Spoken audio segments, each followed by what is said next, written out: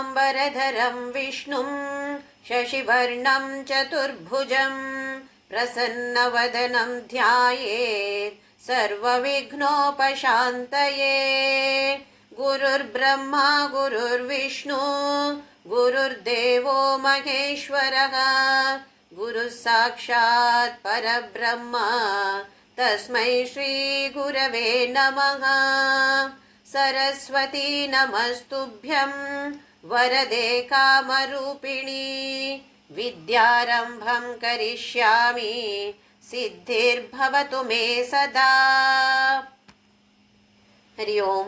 ಎಲ್ಲರಿಗೂ ಶುಭೋದಯ.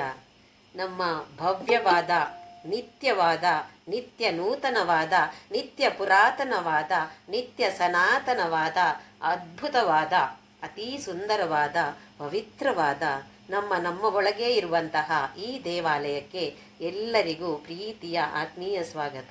ನನ್ನ ಗುರುವಾಗಿರುವ ಕೇರಳದ ಕಾಂಜಂಗಾಡಿನ ಪಪ್ಪ ಸ್ವಾಮಿ ರಾಮದಾಸ್ ಹಾಗೂ ನನ್ನ ತಾಯಿ ತಂದೆಯರ ಚರಣಾರವಿಂದಗಳಲ್ಲಿ ಅನಂತ ಪ್ರಣಾಮಗಳು. ಇವತ್ತು ದೇಶದ ಹಲವು ಕಡೆಗಳಲ್ಲಿ ಹನುಮಾನ್ ಜಯಂತಿಯನ್ನು ಆಚರಿಸ್ತಾ ಇದ್ದೇವೆ. ಹಾಗೆಯೇ ನನ್ನ ಗುರುವಾಗಿರುವ ಪಪ್ಪ ಸ್ವಾಮಿ ರಾಮದಾಸ್ ಇವರ ಹುಟ್ಟಿದ ದಿನ ಕೂಡ ಇವತ್ತು. ಹಾಗಾಗಿ ಎಲ್ಲರೂ ಕೂಡ ನಾಮಸ್ಮರಣೆಯನ್ನು ಹೆಚ್ಚಾಗಿ ಮಾಡೋಣ. ನಾವು ಭಗವದ್ಗೀತೆಯ ಕೊನೆಯ ಘಟ್ಟಕ್ಕೆ ತಲುಪಿದ್ದೇವೆ. 18ನೇ ಅಧ್ಯಾಯದ ಕೊನೆಯ ಕೆಲವು ಶ್ಲೋಕಗಳು ಮಾತ್ರ ಬಾಕಿ ಇರೋದು ಇವಾಗ. ಈ ಅಧ್ಯಾಯದಲ್ಲಿ ಯಾವುದೇ ಹೊಸ ವಿಚಾರವನ್ನು ಪರಿಚಯ ಮಾಡಿಸಿಕೊಡ್ತಾ ಇಲ್ಲ ಭಗವಂತ. ಹೇಳಿದ ವಿಚಾರಗಳನ್ನೇ ಮತ್ತೆ ಮತ್ತೆ ಬೇರೆ ಬೇರೆ ದೃಷ್ಟಿಕೋನದಿಂದ ಅದ್ಭುತವಾಗಿ ತಿಳಿಸಿಕೊಡ್ತಾ ಇದ್ದಾನೆ. ಕರ್ಮಯೋಗ, ಜ್ಞಾನಯೋಗ, ಕರ್ಮಯೋಗ, ಜ್ಞಾನಯೋಗ ಅಂತ ಮೇಲೆ ಕೆಳಗೆ ಇದನ್ನೇ ಹೇಳ್ತಾ ಇದ್ದಾನೆ. ಬೇರೆ ಬೇರೆ ರೀತಿಯಿಂದ ಬಹುಶಃ ಅವನಿಗೆ ಅನಿಸಿರ್ಬೇಕು, ಓಹೋ ಅರ್ಜುನನಿಗೆ ಸರಿಯಾಗಿ ಇನ್ನೂ ಅರ್ಥ ಆಗಿಲ್ಲ, ಸಂಶಯ ನಿವಾರಣೆ ಆಗಬೇಕು ತಾನೇ. ಸಂಶಯ ನಿವಾರಣೆ ಆದರೆ ಮಾತ್ರ ವಿಷಾದ ಹೋಗತ್ತೆ. ಕರ್ತವ್ಯ ಏನು ಅಂತ ಅರ್ಜುನನಿಗೆ ತಿಳಿಬೇಕು. ಅದಕ್ಕೋಸ್ಕರ ತಾನೇ ಭಗವದ್ಗೀತೆಯನ್ನು ಬೋಧಿಸಿರುವಂಥದ್ದು ಭಗವಂತ. ಹಾಗೆ 65 ಮತ್ತು 66ನೇ ಶ್ಲೋಕಗಳಲ್ಲಿ ಭಗವಂತ ಕರ್ಮಯೋಗ ಮತ್ತು ಜ್ಞಾನಯೋಗದ ಸಾರಾಂಶವನ್ನು ತಿಳಿಸಿಕೊಟ್ಟಿದ್ದಾನೆ. ನನ್ನ ಭಕ್ತನಾಗಿರು ಮನ್ಮನಾಭೋ ಮದ್ಭಕ್ತೋ ಮದ್ಯಾಜಿ ಮಾಂ ನಮಸ್ಕುರು ಮಾಮೇ ವೈಶ್ಯಸಿ ಸತ್ಯಂತೆ ಪ್ರತಿಜಾನೆ ಪ್ರಿಯೋಸಿಮೆ. ಪ್ರತಿಜ್ಞೆ ಮಾಡ್ತಾ ಇದ್ದಾನೆ ಭಗವಂತ, ನೀನು ಹೀಗೆ ಮಾಡಿದರೆ ನಾನು ಹೀಗೆ ಮಾಡ್ತೇನೆ. ನನ್ನಲ್ಲೇ ಮನಸ್ಸಿಟ್ಟವನಾದರೆ, ನನ್ನನ್ನೇ ಪೂಜೆ ಮಾಡಿದರೆ, ನನಗೆ ಶರಣು ಹೋದರೆ, ಮಾಡಿದ ಎಲ್ಲ ಕೆಲಸವನ್ನು ನನಗೆ ಸಮರ್ಪಣಾ ಮನೋಭಾವದಿಂದ ಮಾಡಿದಾಗ ಫಲವನ್ನು ಅದ್ಭುತವಾದ ಹಸನ್ಮುಖದಿಂದ ಸ್ವೀಕಾರ ಮಾಡಿದಾಗ ನಾನು ನಿನಗೆ ಮೋಕ್ಷವನ್ನು ಕೊಡ್ತೇನೆ ಅಂತ ಭಗವಂತ ಪ್ರತಿಜ್ಞೆಯನ್ನು ಮಾಡಿದ್ದಾನೆ. ಇದು ಕರ್ಮಯೋಗದ ಸಾರಾಂಶ. ಹಾಗೆ 66ನೇ ಶ್ಲೋಕದಲ್ಲಿ ಸರ್ವಧರ್ಮಾನ್ ಪರಿತ್ಯಜ್ಯ ಮಾಮೇಕಂ ಶರಣಂ ವ್ರಜ ಅಂತ ಹೇಳಿದ. ಇಲ್ಲಿ ಧರ್ಮ ಅಂತ ಹೇಳಿದರೆ ಕೆಲಸ ಅಥವಾ ನಮ್ಮ ಕರ್ತವ್ಯ ಅಥವಾ ನಿಯಮಗಳು ಅಂತಲ್ಲ. ನಾನು ಅಂದರೆ ಯಾರು ಅಂತ ತಿಳಿದುಕೊಂಡು ನಾನು ಈ ಕೆಲಸವನ್ನು ಮಾಡ್ತಾ ಇಲ್ಲ, ನನ್ನ ದೇಹ ಮಾಡ್ತಾ ಇರೋದು ಅಂತ ಹೇಳುವ ಭಾವನೆ ಅನುಭವಕ್ಕೆ ಬಂದಾಗ ಸರ್ವಧರ್ಮಾನ್ ಪರಿತ್ಯಜ್ಯ ಅಂತ ಆಗತ್ತೆ. ಅದನ್ನು ಹೇಗೆ ಮಾಡಬೇಕು? ಮಾಮೇಕಂ ಶರಣಂ ವ್ರಜ. ಇನ್ನು ಬೇರೆ ಯಾರೂ ಇಲ್ಲ, ಒಬ್ಬನೇ ಇರುವಂಥದ್ದು ಏಕ. ಇನ್ನು ಬೇರೆ ಏನೂ ಇಲ್ಲ ಪ್ರಪಂಚದಲ್ಲಿ. ಎಲ್ಲ ಕಾಣುವಂಥದ್ದು ಇರುವಂಥದ್ದು ಎಲ್ಲವೂ ಆ ಭಗವಂತನೇ ಅಂತ ಹೇಳುವ ಭಾವನೆ ಬಂದಾಗ ಅಹಂ ತ್ವಾ ಸರ್ವಪಾಪೇಭ್ಯೋ ಮೋಕ್ಷಯಿಷ್ಯಾಮಿ ಮಾ ಶುಚಃ ಅಂತ ಹೇಳಿದ ಭಗವಂತ. ಇನ್ನು ನೀನು ದುಃಖ ಮಾಡೋದು ಬೇಡ, ದುಃಖಿಸೋದು ಬೇಡ ಅರ್ಜುನ. ನಿನ್ನ ಎಲ್ಲ ಪಾಪವನ್ನು, ಅದರ ಜೊತೆ ಪುಣ್ಯಗಳನ್ನು ಕೂಡ ಎಲ್ಲವನ್ನು ನಾಶ ಮಾಡಿ ಆ ಪ್ರಾರಬ್ಧ 0 ಆಗಬೇಕು. ಸಂಚಿತ ಪಾಪ 0 ಆಗಬೇಕು.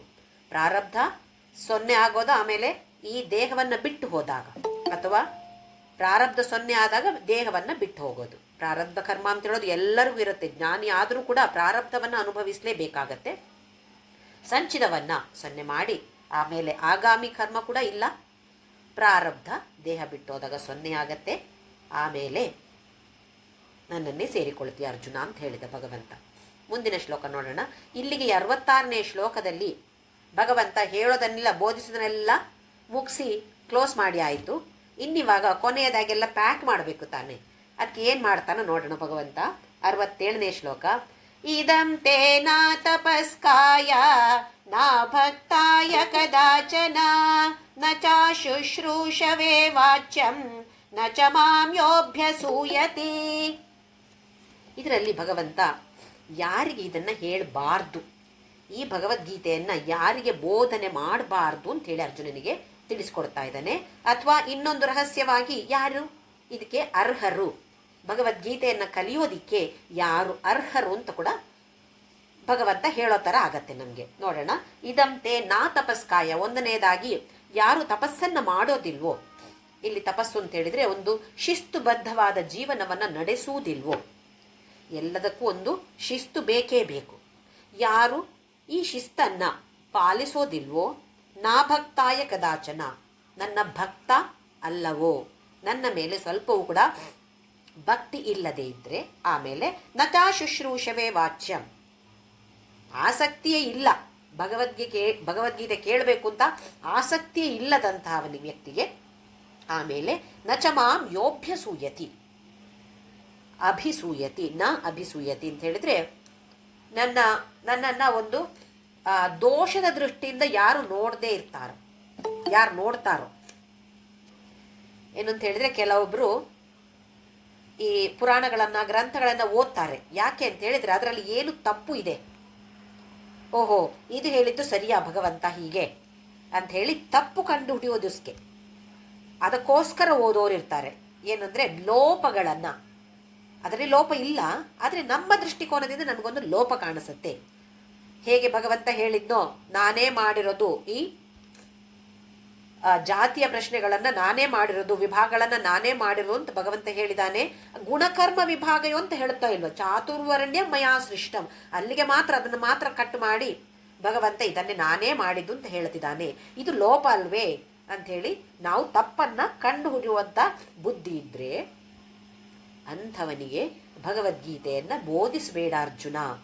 ಒಂದನೇದಾಗಿ ಶಿಸ್ತುಬದ್ಧವಾದ ಜೀವನ ಇಲ್ಲದೇ ಇದ್ದರೆ, ಎರಡನೆಯದು ನನ್ನ ಮೇಲೆ ಪ್ರೀತಿ ಅಥವಾ ಭಕ್ತಿ ಇಲ್ಲದೇ ಇದ್ದರೆ, ಮೂರನೆಯದು ಆಸಕ್ತಿಯೇ ಇಲ್ಲದಿದ್ದರೆ, ಹಾಗೆಯೇ ನನ್ನನ್ನು ಲೋಪದೃಷ್ಟಿಯಿಂದ ದೋಷವನ್ನು ಕಂಡುಹಿಡಿಯುವ ಆಸಕ್ತಿಯಿಂದ ಕೇಳುವಂಥವನಿಗೆ ಇದನ್ನು ಬೋಧಿಸಬೇಡ ಅರ್ಜುನ. ಅಂದರೆ ಅದರ ವಿರೋಧವನ್ನು ನಾವು ತಗೊಳ್ಬೇಕು. ಹಾಗಾದರೆ ಯಾರಿಗೆ ಅರ್ಹತೆ ಇದೆ, ಭಗವದ್ಗೀತೆ ಕಲಿಯುವಂತಹ ಅರ್ಹತೆ ಯಾರಿಗಿದೆ?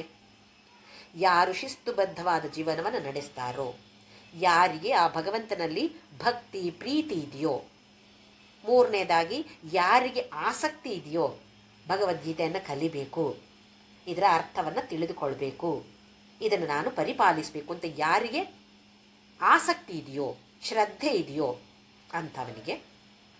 ಹಾಗೆಯೇ ಆ ಕೇಳೋದು ಯಾತಿಗೆ, ಭಗವಂತ ಏನು ಹೇಳಿದಾನೋ ಅದನ್ನು ನಾನು ಕಲ್ತುಕೊಳ್ಬೇಕು ಅಂತ ಹೇಳಿ, ಅಲ್ಲಿ ಮತ್ತೆ ಲೋಪವನ್ನು ಹುಡುಕುವುದಲ್ಲ.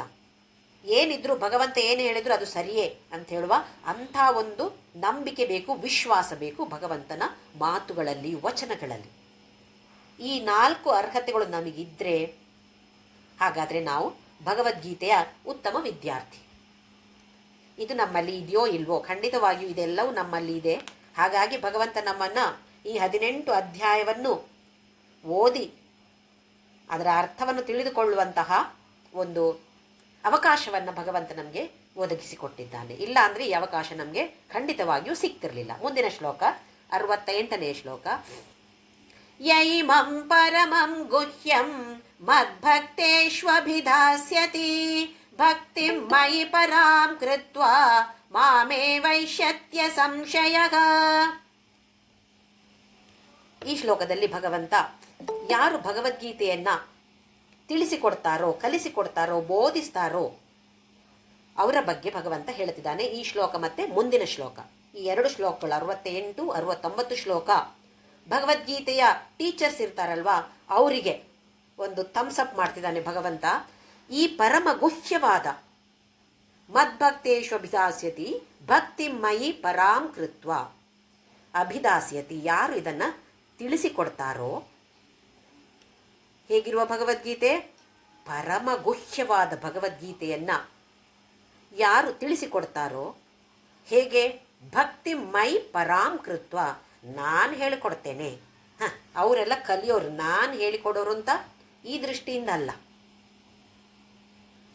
ಭಕ್ತಿ, ಪರಮ ಭಕ್ತಿ, ಭಗವಂತನಲ್ಲಿ ಪರಮ ಭಕ್ತಿ ಇಟ್ಟುಕೊಂಡು ಯಾರು ಭಗವದ್ಗೀತೆಯನ್ನು ತಿಳಿಸಿಕೊಡ್ತಾರೋ ಕಲಿಸಿಕೊಡ್ತಾರೋ ಅಂಥವರಿಗೆ ಮಾಮೇ ವೈಷ್ಯತಿ ಅಸಂಶಯ, ಖಂಡಿತವಾಗಿಯೂ ಸಂಶಯವೇ ಇಲ್ಲ ಅರ್ಜುನ, ಅಂಥವನು ನನ್ನನ್ನೇ ಸೇರಿಕೊಳ್ತಾನೆ. ಭಗವಂತ ನಮಗೆ ಇಲ್ಲಿ ಸೂಕ್ಷ್ಮವಾದ ಒಂದು ಸೂಚನೆಯನ್ನು ಕೊಡ್ತಿದ್ದಾನೆ. ಅಂದರೆ ಭಗವದ್ಗೀತೆಯ 18 ಅಧ್ಯಾಯ ಕೂಡ ಅರ್ಥವನ್ನೆಲ್ಲ ಸರಿಯಾಗಿ ತಿಳಿದುಕೊಂಡು 4 ಜನರಿಗೆ ಹೇಳು ಅಂತಲ್ಲ. ಹೇಳಿದರೆ ಒಳ್ಳೆಯದು, ತುಂಬ ಒಳ್ಳೆಯ ಧರ್ಮ ಕಾರ್ಯವೇ. ಆದರೆ ಇಷ್ಟೊಂದು ಶ್ಲೋಕಗಳ ಅರ್ಥವನ್ನು ತಿಳಿದುಕೊಂಡು ಅದನ್ನು ಇನ್ನೊಬ್ಬರಿಗೆ ಹೇಳ್ಕೊಡ್ಬೇಕು ಅಂತ ಹೇಳಿದ್ರೆ ಭಾರಿ ಕಷ್ಟ ಇದೆ. ಹಾಗಾದರೆ ಏನು ಒಂದು ಸೂಕ್ಷ್ಮ ಸೂಚನೆ ಭಗವಂತ ಕೊಡ್ತಿದ್ದಾನೆ ಅಂತ ಹೇಳಿದರೆ, ಯಾವುದೇ 1-2 ಶ್ಲೋಕವನ್ನಾದರೂ ಅರ್ಥವನ್ನು ತಿಳಿದುಕೊಂಡು ಅದನ್ನು 4 ಜನರಿಗೆ, ಏನೋ ದೊಡ್ಡ ಸತ್ಸಂಗ ಕಾರ್ಯ ಮಾಡಬೇಕಾಗಿಲ್ಲ, ಮನೆಯಲ್ಲಿರೋರಿಗೆ, ಕುಟುಂಬದಲ್ಲಿರೋರಿಗೆ, ಅಥವಾ ನಮ್ಮ ಸ್ನೇಹಿತರಿಗೆ, ಬಂಧು ಬಳಗದವರಿಗೆ, ಯಾರಿಗೆ ಆಸಕ್ತಿ ಇದೆಯೋ, ನಾವಾಗೇ ಮೇಲೆ ಬಿದ್ದು ಭಗವದ್ಗೀತೆ ಹೇಳಿದರೆ ಜನ ಕಲ್ತ್ಕೊಳ್ಳದೆ ಇರಬಹುದು. ಕೆಲವೊಬ್ಬರಿಗೆ ಒಂದೊಂದು ಪರಿಸ್ಥಿತಿ ಒದಗಿ ಬಂದಾಗ ಈ ಥರದ ಕೆಲವು ಶ್ಲೋಕಗಳನ್ನು ಹೇಳಿದರೆ ಅದು ಮನಸ್ಸಿನಲ್ಲಿ ಸರಿಯಾಗಿ ನಿಲ್ಲಬಹುದು. ಯಾರೋ ಒಬ್ಬರಿಗೆ, ನಮ್ಮ ಮಕ್ಕಳು ಬಹುಶಃ ಕೇಳದೇ ಇರ್ಬೋದು, ಬೇರೆಯವರ ಮಕ್ಕಳು ಕೇಳ್ಬೋದು, ಅಥವಾ ಬೇರೆ ಸಂಬಂಧಿಕರಿರ್ಬೋದು, ಸ್ನೇಹಿತರಿರ್ಬೋದು, ಯಾರೇ ಇರ್ಬೋದು, ಕೆಲಸದವರೂ ಇರ್ಬೋದು. ಕೆಲವೊಂದು ಪರಿಸ್ಥಿತಿಯಲ್ಲಿ ಹೇಳಿದಾಗ ಮನಸ್ಸಿಗೆ ಚೆನ್ನಾಗಿ ನಾಟಿ ಬಿಡುತ್ತೆ ಅದು. ಹಾಗಾದರೆ ಒಂದು ಶ್ಲೋಕವನ್ನಾದರೂ ಕೂಡ ಯಾರೋ ಒಂದಿಬ್ಬರಿಗೆ ಅವಕಾಶ ಸಿಕ್ಕಿದಾಗ ತಿಳಿಸಿಕೊಟ್ರೆ ಭಗವಂತ ಏನು ಹೇಳ್ತಿದ್ದಾನೆ, ನನ್ನನ್ನೇ ಸೇರ್ತಾನೆ ಅಂತಹ ವ್ಯಕ್ತಿ ಅಸಂಶಯ, ಇದಕ್ಕೆ ಸಂಶಯವೇ ಬೇಡ ಅರ್ಜುನ. ಆದರೆ ಹೇಗೆ ಕಲಿಸಿಕೊಡ್ಬೇಕು? ನಾನು ಕಲಿಸಿಕೊಡ್ತೇನೆ ಅಂತೇಳಿ ಅಹಂಕಾರದಿಂದ ಅಲ್ಲ. ಹೇಗೆ ಹೇಳಿಕೊಡ್ಬೇಕು ಅಂದರೆ ಭಕ್ತಿಮಯಿ ಪರಾಂ ಕೃತ್ವ, ನನ್ನಲ್ಲಿ ಪರಮ ಭಕ್ತಿಯನ್ನು ಇಟ್ಟುಕೊಂಡು, ಇದು ನಾನು ಭಗವಂತನಿಗೆ ಮಾಡುವಂತಹ ಒಂದು ಸೇವೆ. ನಾನಾ ಥರದ ಸೇವೆಗಳನ್ನು ಮಾಡುತ್ತೇವೆ ನಾವು. ಮನೆಯಲ್ಲಿ ಪೂಜೆ ಮಾಡ್ತೇವೆ, ಹಾಗೆ ದೇವಸ್ಥಾನಕ್ಕೆ ಹೋಗಿ ರುದ್ರಾಭಿಷೇಕ ಮಾಡಿಸ್ತೇವೆ, ಹಣ್ಣು ಕಾಯಿ ಮಾಡಿಸ್ತೇವೆ, ಇಲ್ಲ ನಾನಾ ಥರದ ಪೂಜೆಗಳಿಗೆ ದುಡ್ಡು ಕಟ್ತೇವೆ. ಕೆಲವೊಂದಕ್ಕೆ ನಾವೇ ಕೂತ್ಕೊಳ್ತೇವೆ, ಹೋಮ ಎಲ್ಲ ಮಾಡೋದು. ಬೇರೆ ಬೇರೆ ಥರದ ರೀತಿಯಲ್ಲಿ ಭಗವಂತನ ಪೂಜೆಯನ್ನು ನಾವು ಮಾಡಬಹುದು. ಇಲ್ಲಿ ನಮಗೆ ಯಾವ ಥರದ ಉಪಕರಣಗಳು ಬೇಡ. ಭಗವದ್ಗೀತೆಯನ್ನು ಹೇಳ್ಕೊಡೋದಕ್ಕೆ 1-2 ಶ್ಲೋಕ ಬೈ ಹಾರ್ಟ್ ಇಟ್ಕೊಂಡ್ರೆ ಅದರ ಅರ್ಥವನ್ನು ಸರಿಯಾಗಿ, ಒಂದು ಕರ್ಮಯೋಗದ ಒಂದು ಸಾರಾಂಶ, ಇವಾಗ ನಮಗೆ ಸರಿಯಾಗಿ ಕರ್ಮಯೋಗದ ಸಾರಾಂಶ ಗೊತ್ತಾಗಿದೆ. ಇದನ್ನು ಯಾರೋ ಒಂದಿಬ್ಬರಿಗೆ ಹೇಳಿಕೊಟ್ರೆ ಖಂಡಿತವಾಗಿಯೂ ಭಗವಂತ ಇಲ್ಲಿ ಹೇಳಿದ ಹಾಗೆ ಮಾಮೇ ವೈಷ್ಯತಿ ಅಸಂಶಯ, ಪ್ರೀತಿಯಿಂದ ಹೇಳಿಕೊಟ್ಟಾಗ ನನ್ನನ್ನೇ ಖಂಡಿತವಾಗಿಯೂ ಸೇರ್ತಾನೆ ಅಂಥವನು ಅಂತ ಭಗವಂತ ಇಲ್ಲಿ ಹೇಳುತ್ತಿದ್ದಾನೆ. ಹಾಗಾದರೆ ಭಗವಂತನ ಮಾತುಗಳಲ್ಲಿ ನಮಗೆ ಎಷ್ಟೊಂದು ನಂಬಿಕೆ, ವಿಶ್ವಾಸ ಇದೆ. ಹಾಗೆ ಶ್ರದ್ಧೆಯಿಂದ ಇದರ ಪಾಲಿಸಿದರೆ ನಾವು ಅವನನ್ನು ಸೇರಿಕೊಳ್ಬೋದಲ್ವೇ? ಮುಂದಿನ ಶ್ಲೋಕ 69ನೇ ಶ್ಲೋಕ. ಇದರಲ್ಲಿ ಕೂಡ ಭಗವದ್ಗೀತೆ ಹೇಳಿಕೊಡೋರ ಬಗ್ಗೆ, ನ ಚ ತಸ್ಮಾನ್ ಮನುಷ್ಯೇಷು ಕಶ್ಚಿನ್ಮೇ ಪ್ರಿಯ ಕೃತ್ತಮಗ ಭವಿತಾ ನ ಚ ಮೇ ತಸ್ಮಾತ್ ಅನ್ಯ ಪ್ರಿಯತರೋ ಭುವಿ. ಇನ್ನು ಅಂತಹ ಭಗವದ್ಗೀತೆ ಹೇಳಿಕೊಡುವಂತಹ ಟೀಚರ್ ನನಗೆ ತುಂಬ ಇಷ್ಟ. ಬೇರೆ ಎಲ್ಲ ಸೇವೆ ಮಾಡೋದಕ್ಕಿಂತ ಹೆಚ್ಚು ಭಗವದ್ಗೀತೆ ಹೇಳಿಕೊಡೋರು ಅಂತ ಹೇಳಿದ್ರೆ ನನಗೆ ಅತಿ ಪ್ರಿಯ. ಇನ್ನು ಅವನಿಗಿಂತ ಹೆಚ್ಚು ಪ್ರಿಯವಾದ ಕಾರ್ಯ ಮಾಡೋರು ಈ ಮನುಷ್ಯರಲ್ಲಿ ಯಾರೂ ಇಲ್ಲ, ಇಷ್ಟರವರೆಗೂ ಇಲ್ಲ, ಇನ್ನು ಭವಿಷ್ಯತ್ ಕಾಲದಲ್ಲಿ ಕೂಡ ಯಾರೂ ಬರೋದಿಲ್ಲ. ಅಥವಾ ಯಾವ ಸೇವೆಯೂ ಇದಕ್ಕಿಂತ ಜಾಸ್ತಿ ನನಗೆ ಇಷ್ಟ ಆಗೋದಿಲ್ಲ. ನೋಡಿ, ಮತ್ತೆ ಅದ್ಭುತವಾದ ಸೂಚನೆಯನ್ನು ಭಗವಂತ ಕೊಡ್ತಾ ಇದ್ದಾನೆ. ಇದು ಒಂದು ಅದ್ಭುತವಾದ ಸೇವೆ. ಭಗವದ್ಗೀತೆಯನ್ನು ಯಾರೋ ಒಂದಿಬ್ಬರಿಗೆ ತಿಳಿಸಿಕೊಡುವಂಥದ್ದು ಇದಕ್ಕೊಂದು ಅದ್ಭುತವಾದ ಸೇವೆ. ಈ ಸೇವೆಯನ್ನು ಮಾಡಿದರೆ ಅತ್ಯಂತ ಪ್ರಿಯನಾಗ್ತೀಯ ನೀನು. ಇನ್ನು ಇದಕ್ಕಿಂತ ದೊಡ್ಡ ಸೇವೆ ಇಲ್ವೇ ಇಲ್ಲ. ಅವನಿಗಿಂತ ಹೆಚ್ಚು ಶ್ರೇಷ್ಠವಾದ ಪ್ರೀತಿ ಪಾತ್ರರು, ನನಗೆ ಯಾರು ಈ ಪ್ರೀತಿ ಪಾತ್ರರೋ, ಶ್ರೇಷ್ಠವಾದದ್ದು ಅಂತ ಹೇಳಿದರೆ, ಶ್ರೇಷ್ಠವಾದವರು ಅಂತ ಹೇಳಿದರೆ ಭಗವದ್ಗೀತೆ ಹೇಳಿಕೊಡೋರೇ. ಅವರಿಗಿಂತ ಹೆಚ್ಚು ಭೂಮಂಡಲದಲ್ಲಿ ಪ್ರಿಯತರೋ ಭುವಿ ಅಂತ ಹೇಳ್ತಾನೆ. ಬೇರೆ ಯಾರು ಕೂಡ ಇನ್ನೂ ಹುಟ್ಟೋದಿಲ್ಲ. ಹಾಗಾದರೆ ಎಲ್ಲರೂ ಕೂಡ ಈ ಒಂದು, ಇದು ಏನು ಅಂತ ಹೇಳಿದ್ರೆ ಬ್ರಹ್ಮಯಜ್ಞ ಅಥವಾ ಜ್ಞಾನಯಜ್ಞ ಅಂತ ಹೇಳ್ತೀವಿ. ಇದಕ್ಕೆ ಜ್ಞಾನವನ್ನು ನಾವು ಹಂಚಿಕೊಳ್ಳುವಂಥದ್ದು. ನಮಗೆ ಗೊತ್ತಿರೋ ವಿಚಾರವನ್ನು ನಾವು ಹಂಚಿಕೊಳ್ಳೋದಕ್ಕೆ ಹೆಸರು ಜ್ಞಾನ ಯಜ್ಞ. ಅಂದರೆ ನಾವು ಬೇರೆ ಬೇರೆ ಥರದ ಯಜ್ಞಗಳನ್ನು ಮಾಡ್ತೇವೆ. ಅಲ್ಲಿ ಬೆಂಕಿ ಇರುತ್ತೆ, ಅಗ್ನಿ ಇರುತ್ತೆ, ಅಗ್ನಿಗೆ ನಾವು ಹವಿಸ್ಸು ಹಾಕ್ತೀವಿ. ಇಲ್ಲಿ ಯಾವ ಥರದ ಅಗ್ನಿ ಇರುತ್ತೆ? ಇದು ಜ್ಞಾನಾಗ್ನಿ, ಜ್ಞಾನ ಅಂತ ಹೇಳುವ ಅಗ್ನಿ. ಆ ಅಗ್ನಿಯಲ್ಲಿ ನಾವು ನಮ್ಮ ಅಹಂಕಾರವನ್ನು, ಹಾಗೆಯೇ ನಮ್ಮ ಅಜ್ಞಾನದಿಂದ ಬಂದಿರುವಂತಹ ಸಂಶಯಗಳನ್ನು ಎಲ್ಲವನ್ನು ಸುಟ್ಟು ಬೂದಿ ಮಾಡಬೇಕಾಗಿದೆ. ಬ್ರಹ್ಮಯಜ್ಞ, ಜ್ಞಾನಯಜ್ಞ ಅಂತ ಹೆಸರು ಇಂತಹ ವಿಚಾರಗಳನ್ನು ಹಂಚಿಕೊಳ್ಳೋದಕ್ಕೆ. ಹಾಗಾದರೆ ನಾವೆಲ್ಲರೂ ಕೂಡ ಇಂತಹ ಒಂದು ಯಜ್ಞವನ್ನು ಮಾಡ್ತೇವೆ ಅಂತ ಹೇಳುವ ಒಂದು ಪ್ರತಿಜ್ಞೆಯನ್ನು ನಾವು ಸ್ವೀಕಾರ ಮಾಡಬೇಕು. ಎಲ್ಲಿ ಅವಕಾಶ ಸಿಕ್ಕಿದಲ್ಲಿ ನಾನು ಭಗವದ್ಗೀತೆಯ ವಿಚಾರವನ್ನು ತಿಳಿಸಿಕೊಡ್ತೇನೆ. ಯಾರಿಗೇ ಇರ್ಬೋದು, ಮಕ್ಕಳಿಗೂ ಇರ್ಬೋದು. ನಮ್ಮ ಮಕ್ಕಳು ಕೇಳ್ತಾರೆ ಅಂತ ಹೇಳಿದರೆ ಮಕ್ಕಳಿಗೆ ಕೂಡ ಹೇಳಿಕೊಡ್ಬೋದು. ಮುಂದಿನ ಶ್ಲೋಕ 70 ಮತ್ತು 71ನೇ ಶ್ಲೋಕಗಳಲ್ಲಿ ಭಗವಂತ ಭಗವದ್ಗೀತೆ ಕಲಿಯುವಂತಹ ವಿದ್ಯಾರ್ಥಿ ಅವರ ಬಗ್ಗೆ ತಿಳಿಸಿಕೊಡ್ತಿದ್ದಾನೆ. ಈ 70ನೇ ಶ್ಲೋಕದಲ್ಲಿ ಉತ್ತಮ ವಿದ್ಯಾರ್ಥಿಯ ಬಗ್ಗೆ, ಆಮೇಲೆ 71ನೇ ಶ್ಲೋಕದಲ್ಲಿ ಸಾಮಾನ್ಯ ಭಗವದ್ಗೀತೆಯ ವಿದ್ಯಾರ್ಥಿ ಅಂದರೆ ಯಾರು, ಏನಾಗತ್ತೆ ಅಂತ ಭಗವಂತ ತಿಳಿಸಿಕೊಡ್ತಿದ್ದಾನೆ. ನೋಡೋಣ 70ನೇ ಶ್ಲೋಕ. ಅಧ್ಯೇಷ್ಯತೆ ಚಯ ಇಮಂ ಧರ್ಮ್ಯಂ ಸಂವಾದಮಾವಯೋಃ ಜ್ಞಾನಯಜ್ಞೇನ ತೇನಾಹಂ ಇಷ್ಟಸ್ಯಾಮಿತಿ ಮೇ ಮತಿಃ.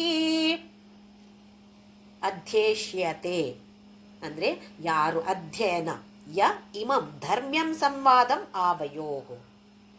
ಅರ್ಜುನ, ನಮ್ಮಿಬ್ಬರ ಮಧ್ಯೆ ನಡೆದಿರುವಂತಹ ಸಂವಾದ ಯಾವ ಥರದ ಸಂವಾದ? ಧರ್ಮ್ಯಂ ಸಂವಾದ, ಧಾರ್ಮಿಕವಾದ, ಧರ್ಮಮಯವಾದ ಈ ಸಂವಾದ.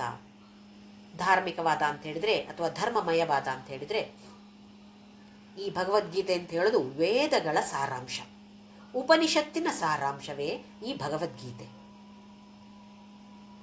ಯಾವುದು ವೇದದಲ್ಲಿ ಇದೆಯೋ ಅದೆಲ್ಲವೂ ಧರ್ಮವೇ.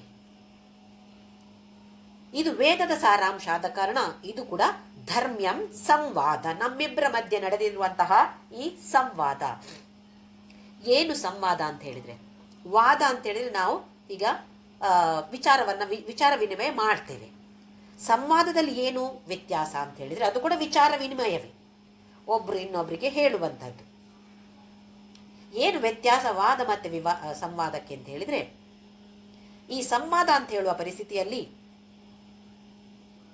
ಇದು ಸಮಾಜದ ಒಳಿತಿಗಾಗಿ ಇರುವಂಥದ್ದು, ಅಥವಾ ಆ ಸಂವಾದದಿಂದ ಸಮಾಜಕ್ಕೆ ಒಳಿತಾಗತ್ತೆ, ಯಾವುದೋ ಒಂದು ವ್ಯಕ್ತಿಗೆ ಅಲ್ಲ. ಈಗ ನೋಡಿ, ಭಗವದ್ಗೀತೆ ಭಗವಂತ ಬೋಧಿಸಿದ್ದಾನೆ, ಇದು ಅರ್ಜುನನಿಗೆ ಮಾತ್ರವೇ ಆಯ್ತಾ ಫಲ ಅದರದ್ದು? ಎಷ್ಟು 5000 ವರ್ಷಗಳ ಹಿಂದೆ ನಡೆದಿರುವಂತಹ ಘಟನೆ ಈ ಭಗವದ್ಗೀತೆ ಬೋಧನೆ ಇನ್ನೂ ಈಗ ಕೂಡ ಎಷ್ಟು ಪ್ರಚಲಿತವಾಗಿದೆ. ಹಾಗೆಯೇ ಈಗಿನ ಕಾಲದಲ್ಲಿ ಕೂಡ ಇದು ನಮಗೆ ಉಚಿತವಾಗಿ ಸಿಗ್ತಾ ಇದೆ. ಭಗವಂತ ನಮಗೆ ಉಚಿತವಾಗಿ ಕೊಟ್ಟಿದ್ದಾನೆ. ಇದನ್ನು ಯಾವ ದುಡ್ಡು ಖರ್ಚು ಮಾಡಬೇಕಾದ ಅಗತ್ಯ ಇಲ್ಲ. ಯಾವುದೋ ಒಂದು 10 ರೂಪಾಯಿ 20 ರೂಪಾಯಿ ಕೊಟ್ಟು ಒಂದು ಪುಸ್ತಕ ತಗೊಂಡ್ರೆ ಆಯಿತು, ಅದನ್ನು ಓದೋದೆ, ಮತ್ತೆ ಅದನ್ನು ಅರ್ಥ ತಿಳಿದುಕೊಂಡು ನಮ್ಮ ಜೀವನದಲ್ಲಿ ಅಳವಡಿಸಿಕೊಳ್ಳುವ ಪ್ರಯತ್ನವನ್ನು ನಾವು ಮಾಡಬೇಕು. ಇದು ಸಂವಾದ. ಇದರ ಉಪಯೋಗ ಪಡೆಯೋದು ಯಾರು? ಒಬ್ಬ ವ್ಯಕ್ತಿ ಅಲ್ಲ. ವಾದ ಯಾರೋ 4 ಜನರಿಗೆ ಉಪಯೋಗ ಆಗದೇ ಇರ್ಬೋದು, ವಿವಾದ 4 ಜನರಿಗೆ ಕಷ್ಟವೇ. ಅದರಿಂದ ಸಂವಾದ ಅಂತ ಹೇಳಿದರೆ ಸಮಾಜಕ್ಕೆ ಒಳಿತಾಗುವಂಥದ್ದು. ಹಾಗೆ ಇಲ್ಲಿ ಕೃಷ್ಣ ಮತ್ತು ಅರ್ಜುನನ ಮಧ್ಯದಲ್ಲಿ ನಡೆದಿರುವಂತಹ ಸಂವಾದ ಇದು ನಮ್ಮಿಬ್ಬರ ಧರ್ಮ ಸಂವಾದ. ಇದನ್ನು ಯಾರು ಅಧ್ಯಯನ ಮಾಡ್ತಾರೋ, ಅಂದರೆ ಗಂಭೀರವಾಗಿ ಪರಿಗಣಿಸುವಂತಹ ವಿದ್ಯಾರ್ಥಿ, ಸೀರಿಯಸ್ ಆಗಿ ಓದುವಂತಹ ವಿದ್ಯಾರ್ಥಿ, ಏನೋ ಈ ಕಿವಿಯಿಂದ ಕೇಳಿತು ಈ ಕಿವಿಯಿಂದ ಬಿಟ್ಟಿತು ಅಂತ ಹೇಳೋ ವಿದ್ಯಾರ್ಥಿ ಅಲ್ಲ. ಅದರಲ್ಲೇ ದೃಷ್ಟಿ ಹಾಕಿ ನನಗೆ ಕಲಿಬೇಕು, ನನಗಿದರ ಅರ್ಥ ತಿಳಿದುಕೊಳ್ಬೇಕು, ನನ್ನ ಜೀವನದಲ್ಲಿ ನಾನು ಪರಿಪಾಲಿಸುವಂತಹ ಪ್ರಯತ್ನವನ್ನು ಮಾಡಬೇಕು ಅಂತ ಹೇಳುವ ಆಸಕ್ತಿ ಇರುವಂಥ ವಿದ್ಯಾರ್ಥಿ ಅಧ್ಯಯನ ಮಾಡ್ತಾನೆ. ಯಾರಿಗೆ ಮಾಡ್ತಾರೋ ಜ್ಞಾನಯಜ್ಞೇನ ತೇನಾಹಂ ಇಷ್ಟಸ್ಯಾಮಿತಿ ಮೇ ಮತಿಃ. ಅಂತಹ ವಿದ್ಯಾರ್ಥಿ ಜ್ಞಾನಯಜ್ಞದಿಂದ ನನ್ನ ಪೂಜೆಯನ್ನು ಮಾಡ್ತಾ ಇದ್ದಾನೆ ಅಂಥೇಳಿ ನನ್ನ ಅಭಿಪ್ರಾಯ ಅರ್ಜುನ. ಇದಕ್ಕಿಂತ ಬೇರೆ ಒಳ್ಳೆಯ ಪೂಜೆ ಯಾವುದೂ ಇಲ್ಲ ಅಂತ ಭಗವಂತ ಹೇಳ್ತಿದ್ದಾನೆ. ಯಾಕೆ ಅಂತ ಹೇಳಿದರೆ, ಭಗವಂತ ಯಾಕೆ ಅವತರಿಸಿದ? ಈಗ ಕೃಷ್ಣ ಆಗಲಿ ರಾಮ ಆಗಲಿ ಯಾಕೆ ಅವತಾರ ಎತ್ತಿದ್ದು?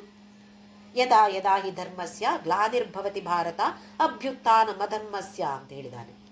ತದಾತ್ಮಾನಂ ಸೃಜಾಮ್ಯಹಂ. ಯಾವಾಗೆಲ್ಲ ಧರ್ಮ ಪತನ ಆಗ್ತಾ ಇದೆಯೋ ಆ ಅಭಿವೃದ್ಧಿಗೋಸ್ಕರ, ಧರ್ಮದ ಅಭಿವೃದ್ಧಿಗೋಸ್ಕರ ನಾನು ಅವತಾರವನ್ನು ಎತ್ತುತ್ತೇನೆ. ನಿಜವಾಗಿ ಆದರೂ ಭಗವಂತ ಈ ಕೃಷ್ಣನ ಅವತಾರ ಎತ್ತಿದ್ದು ಬೇರೆ ಯಾವುದಕ್ಕೂ ಅಲ್ಲ, ಈ ಭಗವದ್ಗೀತೆಯ ಬೋಧನೆಗೋಸ್ಕರ. ಅಂದರೆ ಅರ್ಜುನನಿಗೆ ಭಗವದ್ಗೀತೆಯ ಬೋಧನೆ ಮಾಡುವುದಕ್ಕೋಸ್ಕರ ಭಗವಂತ ಅವತಾರವನ್ನು ಎತ್ತಿದ್ದಾನೆ. ಅಂದರೆ ಇದು ಅವನ ಕೆಲಸ, ಅವನ ಕಾರ್ಯ. ಹಾಗಾದರೆ ಈ ಭಗವದ್ಗೀತೆಯನ್ನು ಅಧ್ಯಯನ ಮಾಡಿದರೆ, ಇಬ್ಬರಿಗೆ ತಿಳಿಸಿಕೊಟ್ರೆ, ನಾವು ಭಗವಂತನ ಆ ಕಾರ್ಯದಲ್ಲಿ ಅವನಿಗೆ ಸಹಾಯವನ್ನು ಮಾಡಿದಾಗತ್ತೆ. ಹಾಗಾಗಿ ಭಗವಂತ ಹೇಳೋದು, ನನಗೆ ಇವರು ಹೇಳೋರು ಅಂತ ಹೇಳಿದ್ರೆ ಭಾರಿ ಇಷ್ಟ. ಯಾಕೆ? ಅದು ನನ್ನ ಕೆಲಸ ನಿಜವಾಗಿ ಆದರೂ, ಆದರೆ ನನ್ನ ಕೆಲಸದಲ್ಲಿ ಅವರು ನನಗೆ ಸಹಾಯವನ್ನು ಮಾಡ್ತಿದ್ದಾರಲ್ವಾ, ಹಾಗಾಗಿ ನನಗೆ ಅವರು ಅಂದರೆ ಇಷ್ಟ. ಹಾಗೆ ಅಧ್ಯಯನ ಮಾಡುವವರು ಜ್ಞಾನ ಯಜ್ಞದಿಂದ, ಜ್ಞಾನ ಯಜ್ಞದ ಮೂಲಕ ನನ್ನ ಪೂಜೆಯನ್ನು ಮಾಡ್ತಿದ್ದಾರೆ. ಇವರು ಬೇರೆ ಪೂಜೆ ಏನು ಮಾಡಬೇಕಾದ ಅವಶ್ಯಕತೆ ಇಲ್ಲ. ಮಾಡಿದರೆ ತಪ್ಪು ಅಲ್ಲ, ಮಾಡ್ಬೋದು. ಆದರೆ ಅಷ್ಟೊಂದು ಭಕ್ತಿಮಯಿ ಪರಾಂ ಕೃತ್ವ, ಭಕ್ತಿಯಿಂದ ಇದು ನಾನು ಭಗವಂತನಿಗೆ ಮಾಡುವ ಸೇವೆ, ಇದು ಅವರಿಗೋ ಇವರಿಗೋ ಹೇಳಿಕೊಡೋದಲ್ಲ. ಭಗವಂತ ನನ್ನ ಮೂಲಕ ಈ ಸೇವೆಯನ್ನು ಮಾಡಿಸಿದ್ದಾನೆ ಅಂತ ಹೇಳುವ ಭಕ್ತಿಯ ಪರಾಕಾಷ್ಠೆಯಿಂದ ಭಗವದ್ಗೀತೆಯನ್ನು ಹೇಳಿಕೊಡಬೇಕಾಗಿರುವಂಥದ್ದು. ಹಾಗೆ ಇಲ್ಲಿ ಅಧ್ಯಯನ ಮಾಡಿದಾಗ ಇದು ನಾನು ಮಾಡುವಂತಹ ಒಂದು ಜ್ಞಾನ ಯಜ್ಞ.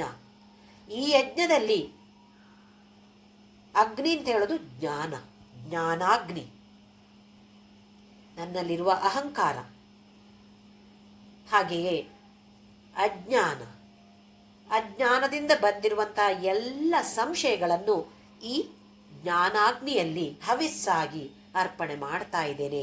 ಇದು ನಾನು ಮಾಡುವ ಜ್ಞಾನ ಯಜ್ಞ ಅಂತ ಯಾರು ಮಾಡ್ತಾರೋ, ಈ ಥರ ಮಾಡ್ತಾರೋ ಅಂಥವರಿಗೆ ಹೆಸರು ಉತ್ತಮ ವಿದ್ಯಾರ್ಥಿ. ಮುಂದಿನ ಶ್ಲೋಕದಲ್ಲಿ ನೋಡೋಣ ಭಗವಂತ ಏನು ಹೇಳ್ತಾನೆ ಅಂತೇಳಿ. 71ನೇ ಶ್ಲೋಕ. ಶ್ರದ್ಧಾವಾನನಸೂಯಶ್ಚ ಶೃಣುಯಾದಪಿ ಯೋ ನರಃ ಸೋಪಿ ಮುಕ್ತ ಶುಭಾಂ ಲೋಕಾನ್ ಪ್ರಾಪ್ನುಯಾತ್ ಪುಣ್ಯಕರ್ಮಣಾಂ. ಈಗ ಸಾಮಾನ್ಯ ವಿದ್ಯಾರ್ಥಿ, ಗಂಭೀರವಾಗಿ ಪರಿಗಣಿಸುವಂಥ ಉತ್ತಮ ವಿದ್ಯಾರ್ಥಿ ಅಲ್ಲ, ಸಾಮಾನ್ಯ ವಿದ್ಯಾರ್ಥಿ.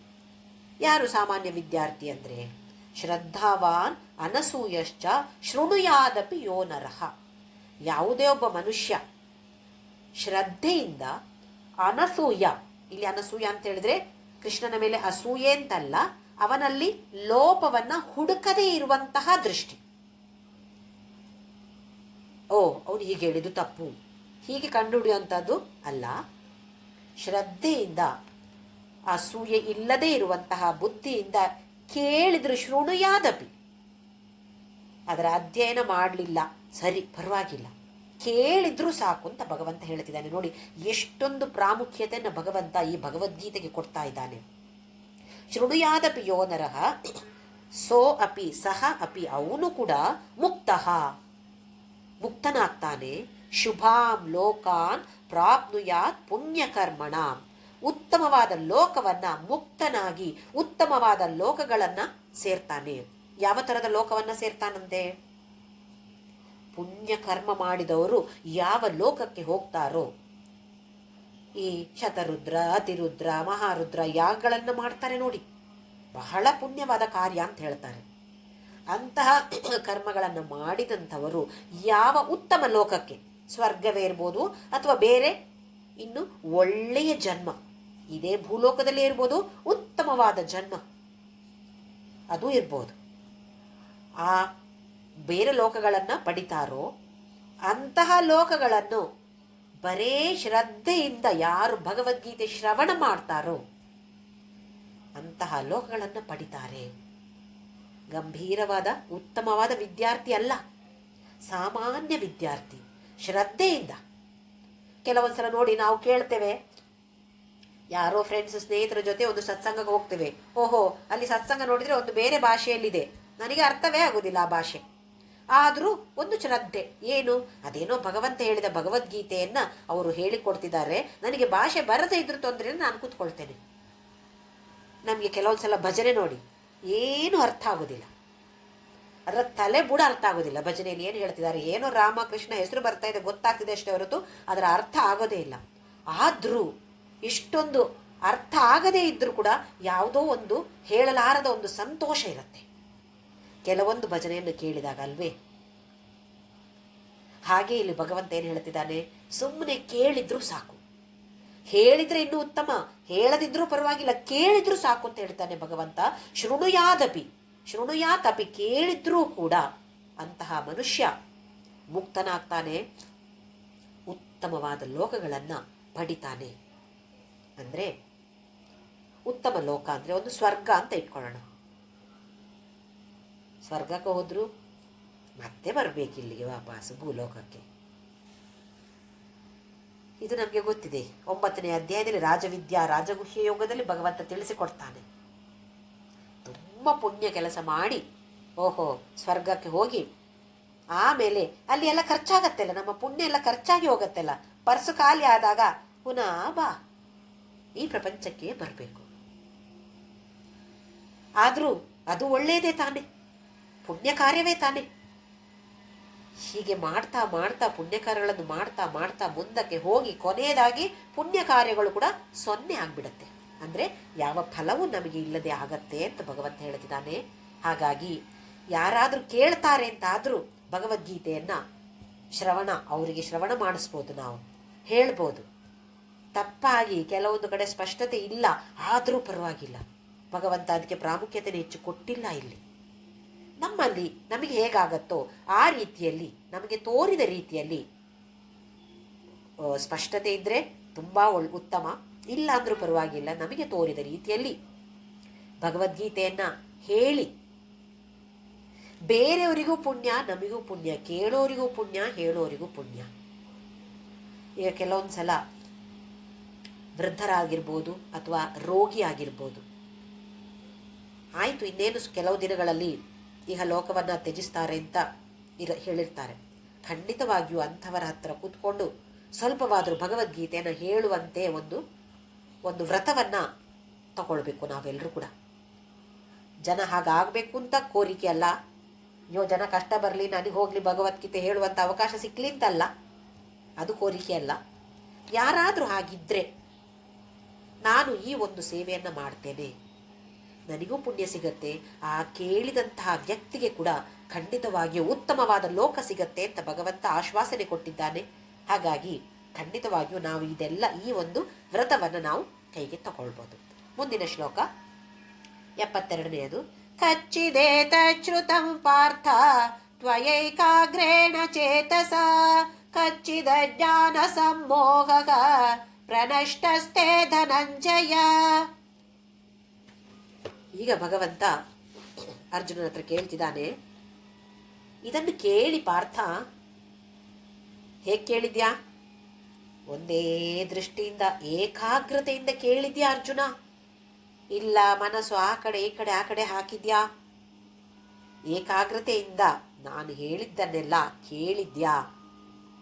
ನಿನ್ನ ಮೋಹವಾದ ವಿಷಾದ, ಮೋಹದಿಂದ ಬಂದಿರುವಂತಹ ವಿಷಾದ ನಷ್ಟ ಆಯ್ತಾ?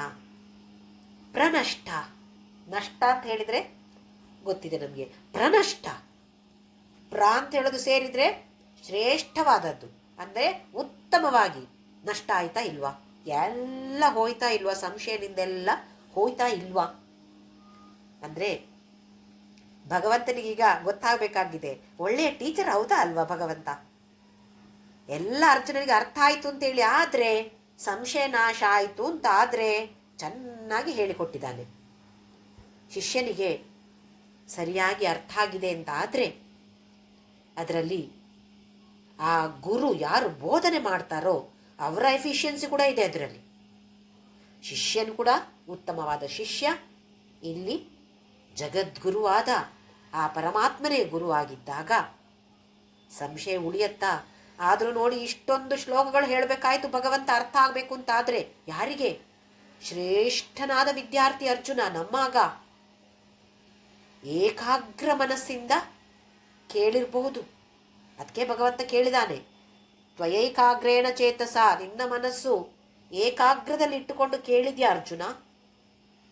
ಕೇಳಿದೆ ಅಂತಾದರೆ ಈ ಜ್ಞಾನ ಸಮ್ಮೋಹ, ಅಜ್ಞಾನದಿಂದ ಉಂಟಾಗಿದ್ದಂತಹ ಸಮ್ಮೋಹ ಎಲ್ಲ ನಾಶವಾಯ್ತಾ ಅಂತ ಕೇಳ್ತಿದ್ದಾನೆ. ಏನು ಉತ್ತರ ಕೊಡ್ತಾನ ಅರ್ಜುನ ನೋಡೋಣ. ಶ್ಲೋಕ ನಂಬರ್ 73. ಅರ್ಜುನ ಉವಾಚ ನಷ್ಟೋ ಮೋಹ ಸ್ಮೃತಿರ್ಲಬ್ಧಾ ತ್ವತ್ಪ್ರಸಾದಾನ್ಮಯಾಚ್ಯುತ ಸ್ಥಿತೋಸ್ಮಿ ಗತ ಸಂದೇಹಃ ಕರಿಷ್ಯೇ ವಚನಂ ತವ.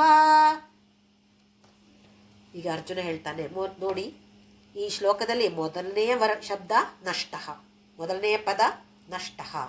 ನಷ್ಟ ಆಯ್ತು ಅರ್ಜುನ ಅಂತ ಕೇಳಿದ್ದಕ್ಕೆ ಮೊದಲನೆಯ ಪದ ನಷ್ಟ ಅಂತ ಹೇಳಿ, ಅಂದರೆ ನಷ್ಟ ಆಯಿತು. ಯಾಕೆಂದರೆ ಅಷ್ಟು ಉತ್ಸುಕನಾಗಿ ಕೇಳಿದ್ದಾನೆ ಭಗವಂತ. ಅರ್ಜುನ, ಅರ್ಥ ಆಯ್ತಾ ಇಲ್ವಾ ನಿಂಗೆ? ನಿನ್ನ ಮೋಹ ಸಂಶಯಗಳು ನಾಶ ಆಯ್ತಾ ಇಲ್ವಾ ಹೇಳಿದ್ದಕ್ಕೆ ಮೊದಲನೇ ಪದ ನಷ್ಟ, ಅಂದರೆ ನಷ್ಟ ಆಯಿತು ಅಂತೇಳಿ ಮೊದಲು ಹೇಳಿಬಿಡೋದು. ರಾಮಾಯಣದಲ್ಲಿ ಹನುಮಂತ ಸೀತೆಯನ್ನು ಹುಡುಕೋದಿಕ್ಕೆ ಲಂಕೆಗೆ ಹೋಗ್ತಾನೆ. ಆಮೇಲೆ ಸೀತೆಯನ್ನು ಕಂಡು ಎಲ್ಲ ಆಯಿತು, ಆ ಕೆಲಸ ಬೇಕಾದ ಕೆಲಸ ಎಲ್ಲ ಮಾಡಿ ಆಯಿತು. ಹಿಂತಿರುಗಿ ಬಂದಾಗ ರಾಮನ ಹತ್ರ ಬಂದು ಮೊದಲು ಹೇಳಿದ ಶಬ್ದ ಕಂಡೆ.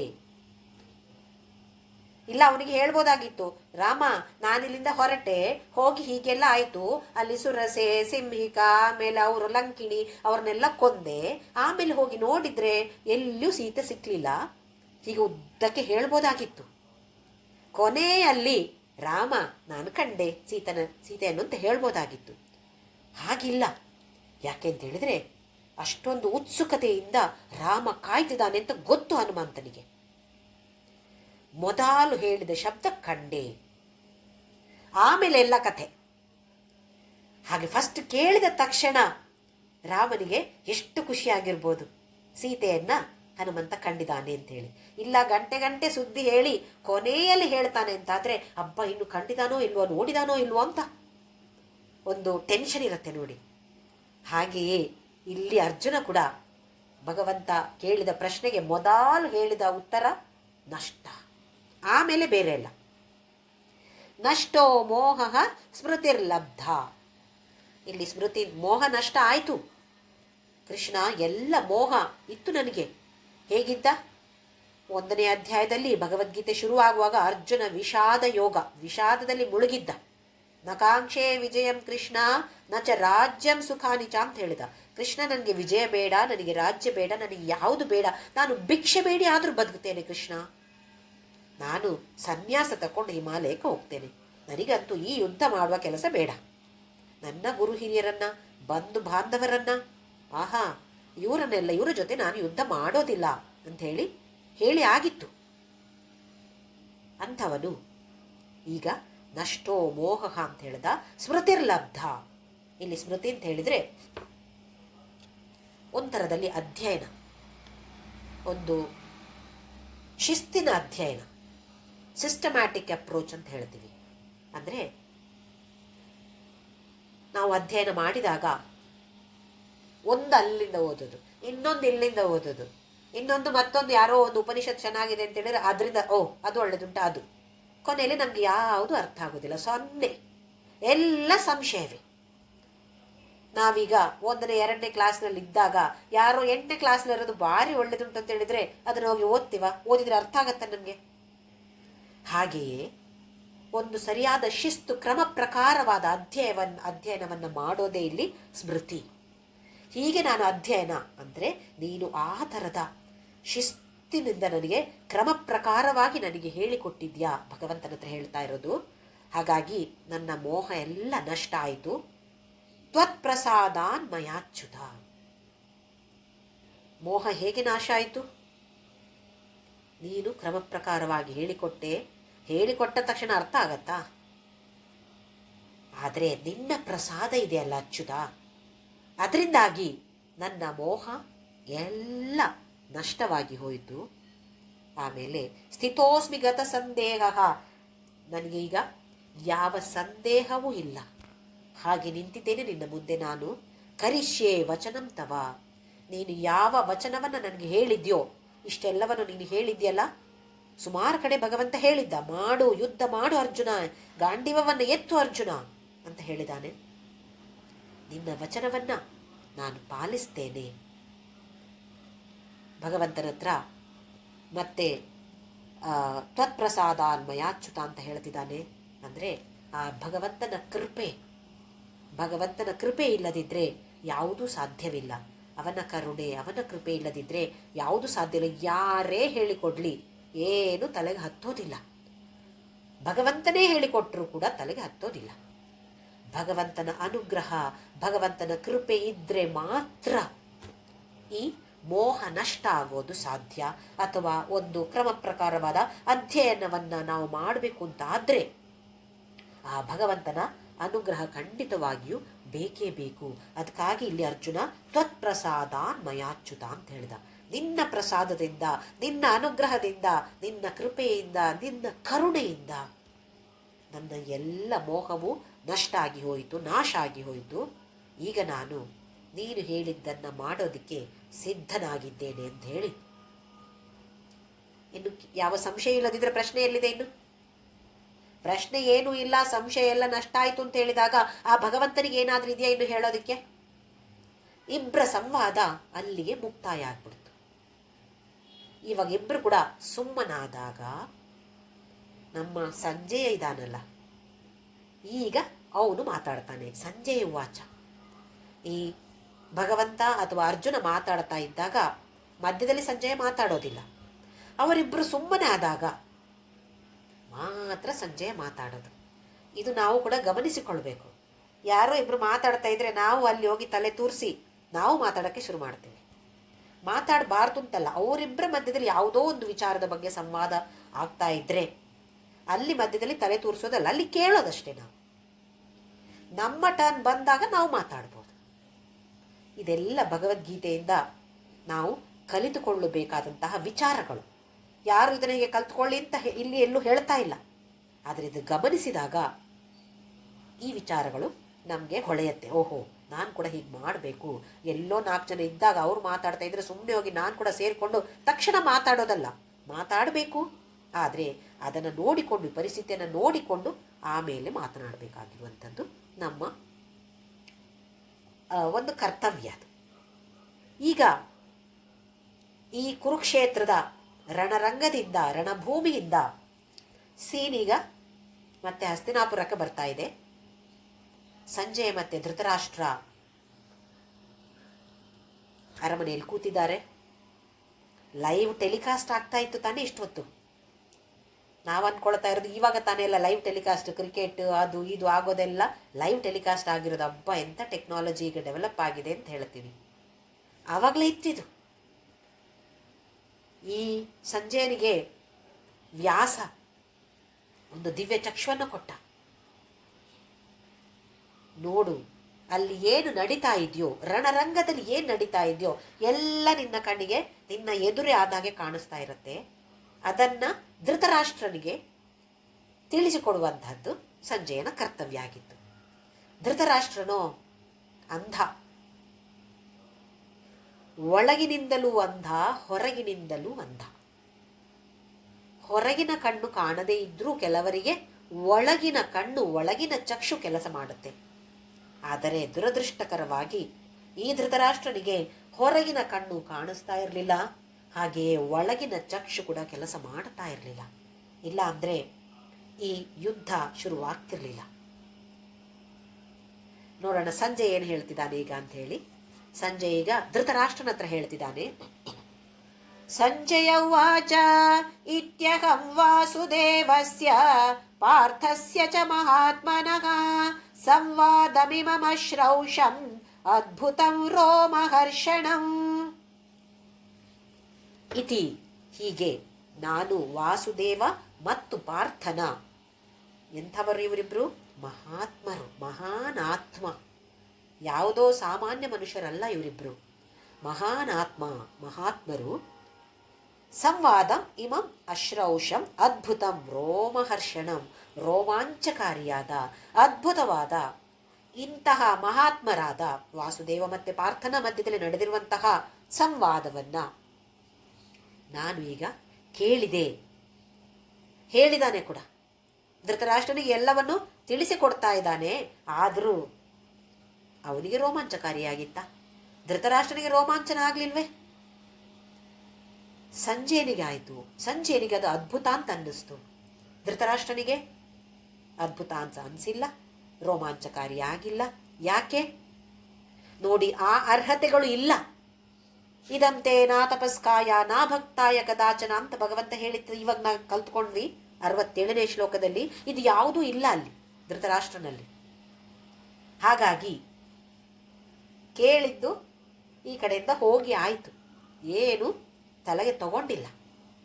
ಅದೇ ಸಂಜಯನಿಗೆ ಈ ಸಂವಾದ ಅದ್ಭುತವಾಗಿತ್ತು. ರಹಸ್ಯಮಯವಾದ ಈ ಅದ್ಭುತವಾದ ರೋಮಾಂಚಕಾರಿಯಾದ ಈ ಸಂವಾದವನ್ನ, ಮಹಾತ್ಮರ ಮಧ್ಯದಲ್ಲಿ ನಡೆದಂತಹ ಸಂವಾದವನ್ನ ನಾನು ಕೇಳಿದೆ. ಮುಂದಿನ ಶ್ಲೋಕ. ವ್ಯಾಸ ಪ್ರಸಾದಾಶ್ರುತವಾನ್ ಏತಗುಹ್ಯಮಹಂ ಪರಂ ಯೋಗಂ ಯೋಗೇಶ್ವರಾತ್ ಕೃಷ್ಣಾತ್ ಸಾಕ್ಷಾತ್ ಕಥಯತ ಸ್ವಯಂ. ನನಗೆ ಹೇಗೆ ಸಾಧ್ಯ ಆಯಿತು ಇದು ನೋಡೋದಕ್ಕೆ ಅಂತ ಹೇಳ್ತಿದ್ದಾನೆ. ವ್ಯಾಸ ಪ್ರಸಾದಾಶ್ರುತವಾನ್, ನಾನು ಕೇಳುವಂಥವನಾದೆ. ಹೇಗೆ? ವ್ಯಾಸ ನನಗೆ ಈ ದಿವ್ಯ ಚಕ್ಷುವನ್ನು ಪ್ರಸಾದಿಸಿದ್ದ ಕಾರಣ. ಇಲ್ಲ ಅಂದರೆ ಇಲ್ಲಿ ಕೂತ್ಕೊಂಡು ಅದೇ ಕಾಣಿಸ್ತಾ ಇತ್ತು ನನಗೆ. ದಿವ್ಯ ಚಕ್ಷು ಇದನ್ನು ಪ್ರಸಾದಿಸಿದ್ದ ವೇದವ್ಯಾಸ. ಕೃಷ್ಣ ದ್ವೈಪಾಯನ ಅಂತ ಹೆಸರು. ವ್ಯಾಸ ಅಂತ ಹೇಳಿದರೆ ವಿಭಾಗವನ್ನು ಮಾಡಿದಂಥವನು. ವೇದವನ್ನು ವಿಭಾಗ ಮಾಡಿದಂಥವನಿಗೆ ಹೆಸರು ವೇದವ್ಯಾಸ. ಆ ಪರಮಾತ್ಮನೇ ಈ ಕೃಷ್ಣ ದ್ವೈಪಾಯನಾಗಿ ಅವತಾರ ಮಾಡಿದ್ದಾರೆ ಅಂತ ಪ್ರತೀತಿ ಇದೆ. ಅಂತಹ ವೇದವ್ಯಾಸ ಸಂಜಯನಿಗೆ ಈ ದಿವ್ಯ ಚಕ್ಷುವನ್ನು ಅನುಗ್ರಹಿಸಿದ್ದ. ಏತದ್ಗುಹ್ಯಂ ಅಹಂ ಪರಂ, ನನಗೆ ಈ ಪರಮ ಗುಹ್ಯವಾದ ರಹಸ್ಯವಾದ ಈ ಭಗವದ್ಗೀತೆಯನ್ನು ಕೇಳುವಂತಹ ಒಂದು ಅದೃಷ್ಟ ಸಿಕ್ತು ನನಗೆ ವ್ಯಾಸನ ಪ್ರಸಾದದಿಂದಾಗಿ. ಯೋಗಂ ಯೋಗೇಶ್ವರ ಕೃಷ್ಣ ಸಾಕ್ಷಾತ್ ಕಥಯತ ಸ್ವಯಂ. ಬೇರೆ ಯಾರಾದರೂ ಮಾತಾಡಿದ್ದ ಇದು? ಸಾಕ್ಷಾತ್ ಯೋಗೇಶ್ವರ ಕೃಷ್ಣನೇ ತಿಳಿಸಿಕೊಟ್ಟಿರುವಂಥದ್ದು. ಸಾಕ್ಷಾತ್ ಯಾವುದೋ ಬೇರೆ ರೂಪದಲ್ಲಿ ಬಂದು ಹೇಳಿಕೊಟ್ಟಿರುವಂಥದ್ದಲ್ಲ. ಅವನೇ ಸ್ವತಃ ತನ್ನ ಬಾಯಿಂದ ಇದನ್ನು ಹೇಳಿರುವಂಥದ್ದು. ಇದು ಯೋಗವೇ ಅಲ್ವೇ? ಭಗವದ್ಗೀತೆ ಅಂತೇಳೋದು ಯೋಗವೇ. ಹಾಗೆಯೇ ಇದು ಸಂಜಯನಿಗೆ ಬಂದಿರುವಂತಹ ಅದ್ಭುತವಾದ ಯೋಗ. ವ್ಯಾಸಪ್ರಸಾದ ಇರ್ಬೋದು, ಆದರೆ ಅದಕ್ಕೆ ಅರ್ಹತೆ ಇತ್ತು ತಾನೇ. ಆ ಅರ್ಹತೆ ಇದ್ದ ಕಾರಣ ಆ ದಿವ್ಯ ಚಕ್ಷು ಕೆಲಸ ಮಾಡ್ತು ಅವನಿಗೆ, ಅಥವಾ ಆ ದಿವ್ಯ ಚಕ್ಷುವನ್ನು ವ್ಯಾಸ ಅನುಗ್ರಹ ಮಾಡಿದ. ಅರ್ಹತೆ ಇಲ್ಲದೆ ಇದ್ದರೆ ದಿವ್ಯ ಚಕ್ಷು ವ್ಯಾಸ ಕೊಡ್ತಿರ್ಲಿಲ್ಲ ಅವನಿಗೆ, ಕೊಟ್ಟರು ಅವನಿಗೆ ಉಪಯೋಗಕ್ಕೆ ಬರ್ತಿರ್ಲಿಲ್ಲ. ಮುಂದಿನ ಶ್ಲೋಕ 76ನೇ ಶ್ಲೋಕ. ರಾಜನ್ ಸಂಸ್ಮೃತ್ಯ ಸಂವಾದಮಿಮದ್ಭುತಂ ಕೇಶವಾರ್ಜುನಯೋಃ ಪುಣ್ಯಂ ಹೃಷ್ಯಾಮಿ ಚ ಮುಹುರ್ಮುಹುಃ. ನಮಗಿವಾಗ ಯಾವುದೋ ಒಂದು ಸಂತೋಷದ ವಿಚಾರವನ್ನು ನಮ್ಗೆ ಯಾರೋ ಫೋನ್ ಮಾಡಿ ಹೇಳಿದ್ರು ಅಂತ ಅಂದ್ಕೊಳ್ಳಿ. ತಕ್ಷಣ ಏನು ಮಾಡ್ತೀವಿ ನಾವು? ತಕ್ಷಣ ಒಂದು 4 ಜನರಿಗೆ ಫೋನ್ ಮಾಡಿ ಹೇಳಬೇಕು. ಯಾಕೆ? ಸಂತೋಷ ತಡಿಲಿಕ್ಕೆ ಆಗೋದಿಲ್ಲ. ಅದು 4 ಜನರಿಗೆ ಅದನ್ನ ಹೇಳಬೇಕು. ಸಂತೋಷವನ್ನು 4 ಜನರ ಜೊತೆ ಹಂಚಿದಾಗ ಇನ್ನೂ ಜಾಸ್ತಿ ಆಗತ್ತೆ. ದುಃಖವನ್ನು 4 ಜನರ ಜೊತೆ ಹಂಚಿದಾಗ ದುಃಖ ಕಡಿಮೆ ಆಗತ್ತೆ. ಇಲ್ಲಿ ಈ ಸಂತೋಷ ಇದನ್ನು ಸಂಜಯನಿಗೆ ತಡ್ಕೊಳಕ್ಕಾಗ್ತಾ ಇಲ್ಲ. ಹಾಗಾಗಿ ಅವನೇನು ಹೇಳ್ತಾನೆ? ರಾಜನ್ ಸಂಸ್ಮೃತ್ಯ ಸಂವಾದಂ ಇಮಂ ಅದ್ಭುತಂ. ಈ ಅದ್ಭುತವಾದ ಸಂವಾದವನ್ನ, ರಹಸ್ಯಪೂರ್ಣವಾದ ಮತ್ತೆ ಮಂಗಳದಾಯಕವಾದ ಈ ಸಂವಾದವನ್ನ ಮತ್ತೆ ಮತ್ತೆ ಮತ್ತೆ ಮತ್ತೆ ಸ್ಮರಿಸಿಕೊಂಡು ಹೃಷ್ಯಾಮಿ ಚ ಮುಹುರ್ಮುಹುಃ, ಪದೇ ಪದೇ ಹರ್ಷವನ್ನು ಅನುಭವಿಸ್ತಾ ಇದ್ದೇನೆ, ನಾನು ಸಂತೋಷವನ್ನು ಅನುಭವಿಸ್ತಾ ಇದ್ದೇನೆ. ನಾವು ಈಗ ಸಂತೋಷನ ಅನುಭವಿಸ್ತೇವೆ, ಯಾವುದು ಯಾವುದೋ ಯೂಟ್ಯೂಬಲ್ಲಿ ಏನೋ ಬರ್ತದೆ ಅಲ್ವ, ಯಾರೋ ನಮಗೆ ಕಳಿಸಿರ್ತಾರೆ, ಶೇರ್ ಮಾಡಿರ್ತಾರೆ ನಮ್ಮ ಜೊತೆ ಯಾವುದೋ ಒಂದು ವಿಡಿಯೋ. ಅದನ್ನು ನೋಡೋದು, ಒಂದ್ಸಲ ನೋಡಿದರೆ ಭಾರಿ ಖುಷಿ ಆಯಿತು, ಮತ್ತೆ ಇನ್ನೊಂದ್ಸಲ ನೋಡೋದು, ಮತ್ತೆ ಇನ್ನೊಂದ್ಸಲ ನಿದ್ದೆ ಮಾಡೋ ಮೊದಲು ಮತ್ತೆ ಅದನ್ನು ನೋಡೋದು, ಮತ್ತೆ ಕನಸಿನಲ್ಲಿಯೂ ನಮಗೆ ಬರುತ್ತೆ ಅದು ಅಲ್ವೇ.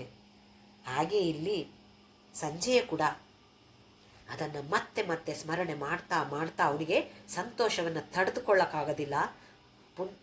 ಕೇಶವಾರ್ಜುನಯೋ ಪುಣ್ಯಂ ಹೃಷ್ಯಾಮಿ ಚ ಮುಹುರ್ಮುಹು. ಈ ಮಂಗಳದಾಯಕವಾದ ಈ ಸಂವಾದವನ್ನು ಸಂಸ್ಮೃತ್ಯ ಮತ್ತೆ ಮತ್ತೆ ಸ್ಮರಣೆ ಮಾಡಿಕೊಂಡು ಮತ್ತೆ ಮತ್ತೆ ನಾನು ಹರ್ಷಿತನಾಗ್ತಾ ಇದ್ದೇನೆ. ಪದೇ ಪದೇ ಎಷ್ಟು ಸಲ ನೆನಪು ಮಾಡಿದ್ರು ಕೂಡ ಅಯ್ಯೋ ಸಾಕು ಅಂತ ಅನ್ನಿಸ್ತಾ ಇಲ್ಲ ಅಂತ ಯಾರಿಗೆ ಹೇಳ್ತಾ ಇರೋದು? ಧೃತರಾಷ್ಟ್ರನಿಗೆ. ಅವನಿಗೆ ಯಾವ ಆಸಕ್ತಿಯೂ ಇಲ್ಲ ಇದರಲ್ಲಿ, ಆದರೆ ಬೇರೆ ಯಾರು ಇಲ್ಲ ಅಲ್ಲಿ. ಹಾಗಾಗಿ ಅವನಿಗೆ ಆಸಕ್ತಿ ಇದೆಯೋ ಇಲ್ವೋ ನನಗೆ ಗೊತ್ತಿಲ್ಲ, ನಾನಂತೂ ಹೇಳ್ಕೊಳ್ಬೇಕು ಅಂತ ಹೇಳಿ ಸಂಜೆಯ ಅದರ ಬಗ್ಗೆ ಮತ್ತೆ ಮತ್ತೆ ಹೇಳ್ತಿದ್ದಾನೆ. ಮುಂದಿನ ಶ್ಲೋಕ 77ನೇ ಶ್ಲೋಕ. ತಚ್ಚ ಸಂಸ್ಮೃತ್ಯ ರೂಪಮತ್ಯದ್ಭುತಂ ಹರೇಃ ವಿಸ್ಮಯೋ ಮೇ ಮಹಾನ್ ರಾಜನ್ ಹೃಷ್ಯಾಮಿ ಚ ಪುನಃ ಪುನಃ. ಹೇ ಧೃತರಾಷ್ಟ್ರ, ಈ ಶ್ರೀಹರಿಯ ಅದ್ಭುತವಾದ ಹರೇಹೆ ಅದ್ಭುತವಾದ ರೂಪವನ್ನು ಮತ್ತೆ ಮತ್ತೆ ಸ್ಮರಿಸಿಕೊಂಡು ಮತ್ತೆ ತಚ್ಚ ಸಂಸ್ಮೃತ್ಯ ವಿಸ್ಮಯೋ ಮೇ ಮಹಾನ್, ನನಗೆ ಒಂದು ಆಶ್ಚರ್ಯವಾಗ್ತಾ ಇದೆ. ಬಹುಶಃ ಸಂಜಯನಿಗೆ 11ನೇ ಅಧ್ಯಾಯ ವಿಶ್ವರೂಪ ದರ್ಶನ, ಎಲ್ಲಿ ಭಗವಂತ ತನ್ನ ವಿಶ್ವರೂಪ ದರ್ಶನವನ್ನು ತೋರಿಸಿದಾನೋ ಅದು ಬಹಳ ಖುಷಿಯಾಗ್ಬಿಟ್ಟಿದೆ, ಅಥವಾ ಅದನ್ನೇ ಮತ್ತೆ ಮತ್ತೆ ಜ್ಞಾಪಕಕ್ಕೆ ತಂದುಕೊಳ್ತಿದ್ದಾನೆ. ನಮಗೂ ಅಷ್ಟೇ ತಾನೆ, ಯಾವುದೋ ಒಂದು ಭಾರಿ ಒಳ್ಳೆಯದಾಯಿತು ಅಂತಾದರೆ ಮತ್ತೆ ಮತ್ತೆ ಅದೇ ಪರಿಸ್ಥಿತಿಯನ್ನು ನಾವು ನಮ್ಮ ಕಣ್ಣ ಮುಂದೆ ಕಾಣ್ತಾ ಇರ್ತೇವೆ. ಇಲ್ಲಿ ನಾವು ಏನನ್ನು ಗಮನಿಸಬೇಕು ಅಂತ ಹೇಳಿದರೆ, ಭಗವಂತ ಹೀಗೆ ಅಧ್ಯಾಯದ ಮೂಲಕ ಹೇಳಿಕೊಟ್ಟಿಲ್ಲ. ಈ ಭಗವದ್ಗೀತೆಯನ್ನು ಈ 18 ಅಧ್ಯಾಯಗಳಾಗಿ ಮಾಡಿರುವಂಥದ್ದು ವ್ಯಾಸರು.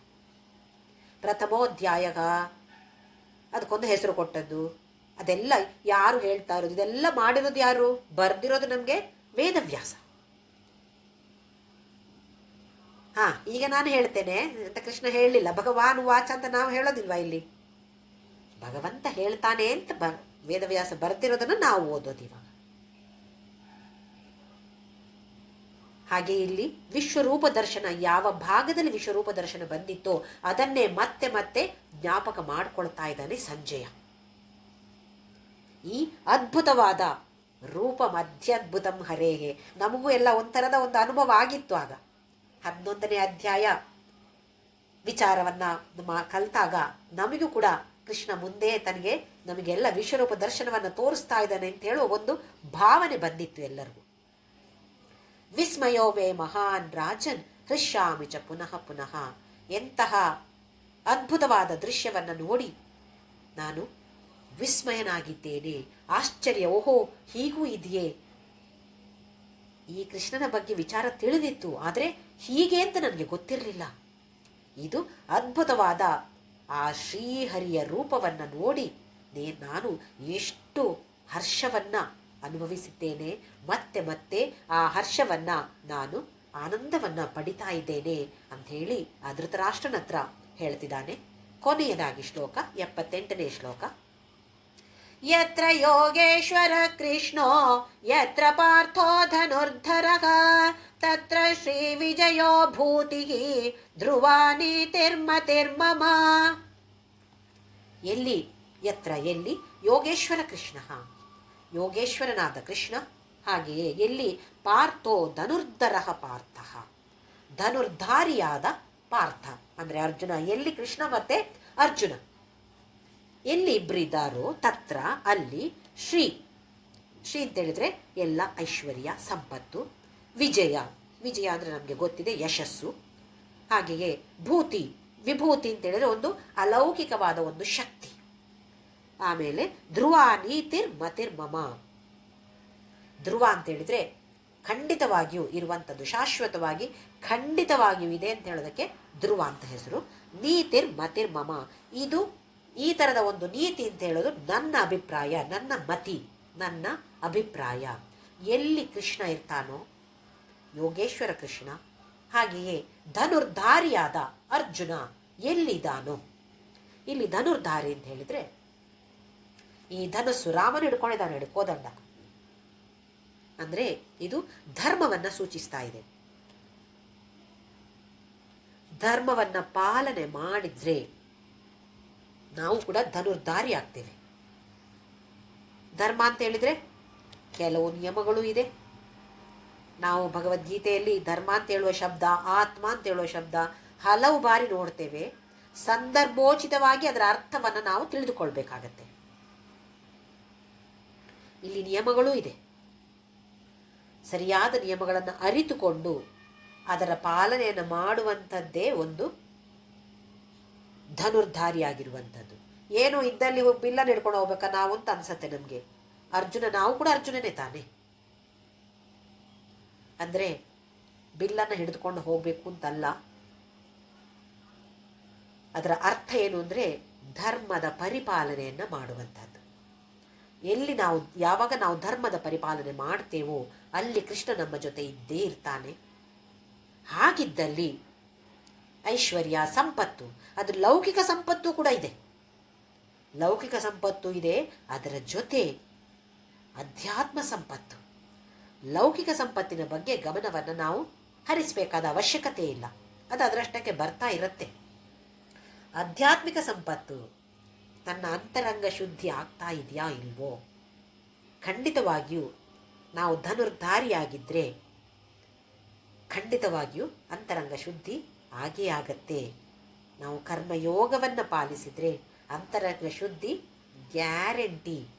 ಇದು ಭಗವಂತ ನಮಗೆ ಗ್ಯಾರಂಟಿ ಕಾರ್ಡ್ ಕೊಟ್ಟಿದ್ದಾನಲ್ವಾ. ಹಾಗೆ ಆಮೇಲೆ ವಿಜಯ, ಯಶಸ್ಸು, ಎಲ್ಲದರಲ್ಲಿಯೂ ಯಶಸ್ಸನ್ನು ಪಡಿತೇವೆ. ಇಲ್ಲಿ ಯಶಸ್ಸು ಅಂತ ಹೇಳಿದರೆ ಲೌಕಿಕ ಯಶಸ್ಸು ಕಣ್ಣಿಗೆ ಕಾಣುವಂಥದ್ದು.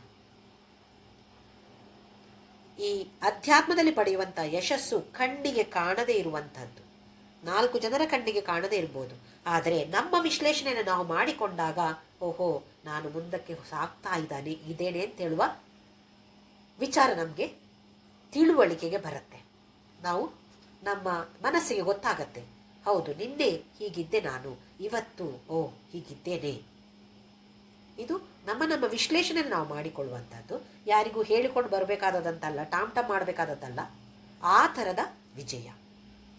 ಭೂತಿ ಅಂತ ಹೇಳಿದರೆ ಕೂಡ ಒಂದು ಪ್ರಾಸ್ಪೆರಿಟಿ ಅಂತ ಹೇಳ್ತೀವಿ, ಒಂದು ಅಭಿವೃದ್ಧಿಯನ್ನು ಹೊಂದುವಂಥದ್ದು. ಈ ಅನ್ನಪೂರ್ಣ ಸ್ತೋತ್ರದಲ್ಲಿ ದೃಶ್ಯ ವಿಭೂತಿ ವಾಹನ ಕರಿ ಬ್ರಹ್ಮಾಂಡ ಬಾಂಡೋದರಿ ಅಂತ ಹೇಳ್ತಾರೆ. ದೃಶ್ಯ ಅದೃಶ್ಯ. ಕೆಲವು ವಿಭೂತಿಗಳು ದೃಶ್ಯ ಗೋಚರವಾಗಿರ್ಬೋದು, ಇನ್ನು ಕೆಲವು ಅಗೋಚರ ಕಾಣದೇ ಇರ್ಬೋದು, ಕಣ್ಣಿಗೆ ಕಾಣದೇ ಇರ್ಬೋದು. ಆದರೆ ನಮ್ಮ ವಿಶ್ಲೇಷಣೆಯನ್ನು ಮಾಡಿಕೊಂಡಾಗ ನಮಗೆ ಅರ್ಥ ಆಗತ್ತೆ, ಓಹೋ ಹೌದು ನಾನು ಈ ಪಥದಲ್ಲಿ, ಅಧ್ಯಾತ್ಮ ಪಥದಲ್ಲಿ ಮುಂದಕ್ಕೆ ಸಾಗ್ತಾ ಇದ್ದೇನೆ ಅಂತ ಹೇಳೋದು ನಮ್ಮ ಗಮನಕ್ಕೆ ಬರುವಂಥದ್ದು. ಧ್ರುವ ಅಂತ ಹೇಳಿದರೆ ಖಂಡಿತವಾಗಿಯೂ ನೀತಿ ಮತಿರ್ಮಮ, ಇದು ನನ್ನ ಅಭಿಪ್ರಾಯ. ಇದು ಒಂದು ಶಾಶ್ವತವಾದ ನೀತಿ. ಎಲ್ಲಿ ಕೃಷ್ಣ ಮತ್ತು ಅರ್ಜುನ ಹೀಗಿರ್ತಾರೋ ಅಂಥ ಕಡೆಯಲ್ಲಿ ಇದು ಗ್ಯಾರಂಟಿ, ಇದು ನನ್ನ ಅಭಿಪ್ರಾಯ ಹೇಳಿ ಭಗವಂತ ಈ ಭಗವದ್ಗೀತೆಯನ್ನು ಬೋಧನೆಯನ್ನು, ಅರ್ಜುನನಿಗೆ ಮಾಡಿದಂತಹ ಬೋಧನೆಯನ್ನು ಇಲ್ಲಿಗೆ ನಿಲ್ಲಿಸಿರ್ತಾನೆ. ಇಷ್ಟು ವರ್ಷಗಳ ಹಿಂದೆ ನಡೆದಿರುವಂತಹ ಘಟನೆ ಇದು. ಈಗ ಕೂಡ ಎಷ್ಟೊಂದು ಪ್ರಚಲಿತವಾಗಿದೆ, ಎಷ್ಟೊಂದು ಜನರಿಗೆ ಉಪಯೋಗ ಆಗ್ತಾ ಇದೆ. MBA ಕ್ಲಾಸ್ಗಳಲ್ಲಿ, IIM ಇರ್ಬೋದು, MBA ಕ್ಲಾಸ್ಗಳಲ್ಲಿ ಕೂಡ ಈ ಭಗವದ್ಗೀತೆಯನ್ನು ತಿಳಿಸಿಕೊಡ್ತಾ ಇದ್ದಾರೆ. ಅಂದರೆ ಕೆಲವರಲ್ಲೊಂದು ಅಭಿಪ್ರಾಯ ಇರುತ್ತೆ, 60 ವರ್ಷ 70 ವರ್ಷ ಆದಮೇಲೆ ಸಾಕು ಓದಿದರೆ ಭಗವದ್ಗೀತೆ, ಈಗಲೇ ಯಾಕೆ ಅಂತ ಹೇಳೋ ಒಂದು ಭಾವನೆ ಇರುತ್ತೆ. ತಪ್ಪು ಕಲ್ಪನೆ ಇದು ಒಂದು. ಹಾಗಲ್ಲದೆ ಸಣ್ಣ ಮಕ್ಕಳಿಗೆ ಭಗವದ್ಗೀತೆಯನ್ನು ತಿಳಿಸಿಕೊಡಬೇಕು, ಕಲಿಸಿಕೊಡಬೇಕು. ಅದರ ಕೆಲವೊಂದು ಅರ್ಥಗಳನ್ನು ಅವರಿಗೆ ಯಾವ ಮಟ್ಟದಲ್ಲಿ ಹೇಳಿದರೆ ಅರ್ಥ ಆಗ್ಬೋದೋ ಆ ಲೆವೆಲಿಗೆ ಬಂದು ಹೇಳಬೇಕಾಗತ್ತೆ. ಅಂತೂ ಅವರಿಗೆ ಇದರಲ್ಲಿ ಶ್ರದ್ಧೆ ಮೂಡುವಂತೆ ಮಾಡುವಂಥದ್ದು ನಮ್ಮ ಹಿರಿಯರಾದ ನಮ್ಮ ಕರ್ತವ್ಯ. ನಾವು ಬೋಧನೆ ಮಾಡೋದಕ್ಕಿಂತ ಹೆಚ್ಚು ಆ ರೀತಿಯಾದ ಜೀವನವನ್ನು ನಾವು ನಡೆಸಿದರೆ ಮಕ್ಕಳು ನಮ್ಮನ್ನು ನೋಡಿ ಕಲಿತಾರೆ. ನಾವು ಹೇಳೋದು ಒಂದು ಮಾಡೋದೊಂದು ಆಗಬಾರ್ದು.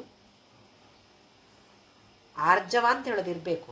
ಮನಸ್ಸಿನಲ್ಲಿ ಏನು ಆಲೋಚನೆ ಇದೆಯೋ ಅದೇ ಬಾಯಿಯಲ್ಲಿಯೂ ಬರಬೇಕು, ಅದೇ ನಮ್ಮ ಕಾರ್ಯರೂಪದಲ್ಲಿಯೂ ಬರಬೇಕು. ಹೀಗಿದ್ರೆ ನಮ್ಮನ್ನು ನೋಡಿ ಕಲಿಬಹುದು. ನಮ್ಮ ಕುಟುಂಬದಲ್ಲೇ ಇರ್ಬೋದು, ನಮ್ಮ ಸ್ನೇಹಿತರೇ ಇರ್ಬೋದು, ಬಂಧು ಬಾಂಧವರೇ ಇರ್ಬೋದು. ಹಾಗೆಯೇ ನಾವು ಕೂಡ ಬೇರೆಯವರನ್ನು ನೋಡಿ ಕಲಿಯುವಂಥವರಾಗಬೇಕು. ನನಗೆ ಎಲ್ಲ ಗೊತ್ತಿದೆ, ಯಾರೂ ಸರ್ವಜ್ಞರಲ್ಲ, ನನಗೆಲ್ಲವೂ ಗೊತ್ತಿದೆ, ನಾನು ಅವ್ರ ಹತ್ರೇ ನಾನು ಕಲಿಯೋದು, ಇದು ಅಹಂಕಾರ. ಮಕ್ಕಳೇ ಇರ್ಬೋದು, ಮಕ್ಕಳಿಂದ ಕೂಡ ನಾವು ಕಲಿಯುವಂತಹ ಪಾಠ ಎಷ್ಟೊಂದಿರುತ್ತೆ, ಗಮನಿಸಬೇಕು ಅಷ್ಟೇ.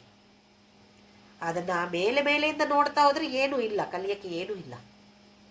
ಆದರೆ ಆಳವಾಗಿ ಅಧ್ಯಯನ ಮಾಡಿದರೆ ಮಕ್ಕಳ ಮಾತಿನಲ್ಲಿ ಕೂಡ ಸಾಕಷ್ಟು ಕಲಿಯುವಂತಹ ವಿಚಾರಗಳಿರುತ್ತೆ. ಆಮೇಲೆ ಭಗವಂತ ಹೇಳಿದಾಗೆ ಎಲ್ಲೆಲ್ಲಿ ಅವಕಾಶ ಸಿಗತ್ತೋ ಅಲ್ಲಿ ಎಲ್ಲ ಭಗವದ್ಗೀತೆಯ ವಿಚಾರವನ್ನು 4 ಜನರಿಗೆ ಹಂಚುವಂತಹ ಈ ಜ್ಞಾನ ಯಜ್ಞದ ಕಾರ್ಯವನ್ನು ನಾವೆಲ್ಲರೂ ಕೈಗೆ ತಗೊಳ್ಬೇಕು. ಸತ್ಸಂಗವಾಗಿ ಅಥವಾ ಹೀಗೆ ಕ್ಲಾಸಿನ ಹಾಗೆ ಬೇಕು ಅಂತ ಏನೂ ಇಲ್ಲ. ಎಲ್ಲೆಲ್ಲ ಅವಕಾಶ ಸಿಗುತ್ತೋ ಆಗೆಲ್ಲ ಯಾರೇ ಇರ್ಬೋದು ಅವರಿಗೂ ಈ ಒಂದು ವಿಚಾರವನ್ನು, ಕರ್ಮಯೋಗ ಅಂದರೆ ಹೀಗೆ ಅಂತ ಹೇಳಿದ ವಿಚಾರವನ್ನು ತಿಳಿಸಿಕೊಟ್ಟಾಗ ಅವರಿಗೂ ಆಸಕ್ತಿ ಮೂಡ್ಬೋದು. ಅವರಿಗೂ ಪುಣ್ಯ, ಕಲಿಸಿಕೊಟ್ಟಂಥವರಿಗೂ ಪುಣ್ಯ. ಪುಣ್ಯಕ್ಕಾಗಿ ಮಾಡುವಂಥದ್ದುಂಟಲ್ಲ,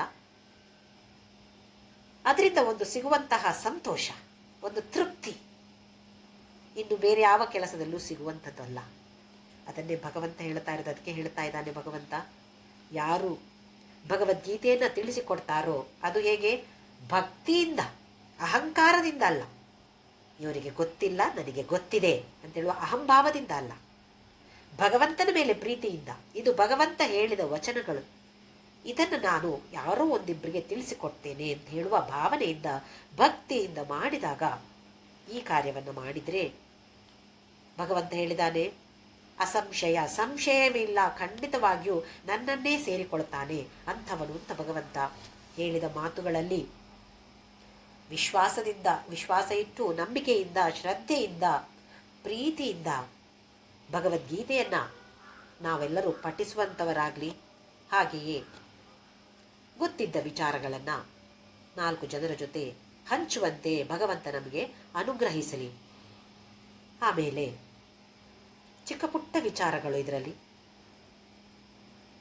ಶ್ಲೋಕಗಳನ್ನು, ಯಾವುದೋ 1-2 ಶ್ಲೋಕಗಳನ್ನು, ಯಾವುದು ಇಷ್ಟ ಆಯಿತು ಆ ಶ್ಲೋಕಗಳನ್ನು ತೆಗೆದುಕೊಂಡು ಕಂಠಪಾಠ ಮಾಡುವಂಥದ್ದು. ಅದನ್ನು ನಿತ್ಯ ನಮ್ಮ ಬೇರೆ ಸ್ತೋತ್ರ ಪಠನದ ಜೊತೆ ಇದನ್ನು ಸೇರಿಸಿಕೊಳ್ಳುವಂಥದ್ದು. ಯಾವುದು ಇಷ್ಟ ಆಗುತ್ತೋ ಆ ಶ್ಲೋಕಗಳು, ಅಥವಾ ಯಾವುದು ಒಳ್ಳೆಯದು, ಅದ್ಭುತ ಅಂತ ನಮ್ಗೆ ಅನಿಸತ್ತೋ ಅದನ್ನು ದಿನ ಹೇಳಿಕೊಳ್ಬೋದು.